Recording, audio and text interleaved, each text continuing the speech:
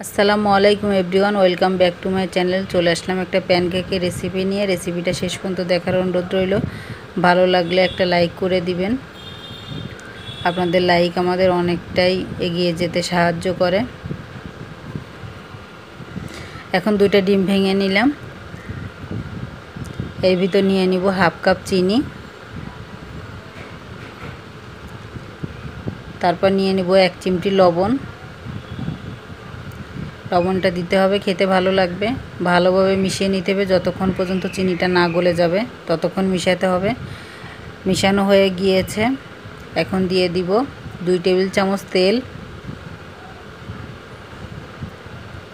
Vanilla essence দিয়ে দিব 1 চা চামচ, আর হাফ কাপ দিয়ে দিলাম দুধ। আমি দুধটা জাল করে ঠান্ডা করে নিয়েছি। ভালোভাবে মিশিয়ে নিলাম। আমার চ্যানেলে যদি কেউ সাবস্ক্রাইব না করে থাকেন, প্লিজ আমার চ্যানেলটা সাবস্ক্রাইব করে দিন। আর যারা করেছেন তাদেরকে অসংখ্য ধন্যবাদ। আর যারা ফেসবুক থেকে দেখতেছেন তারা আমার পেজটাকে ফলো করে রাখবেন। এখন 1 কাপ নিয়ে নিলাম ময়দা, তার ভিতর নিয়ে নিলাম 1 টেবিল চামচ বেকিং পাউডার নিয়েছি। বেকিং সোডাটা কিন্তু নেওয়া যাবে না, বেকিং পাউডারটা নিতে হবে। আর এটার ভিতরে বেকিং পাউডারটাই বেশি লাগে।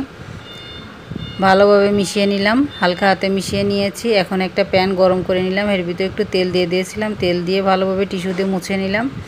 এখন হাফ কাপ করে আমি দিয়ে দিচ্ছি, আপনাদের পছন্দ মতো দিবেন।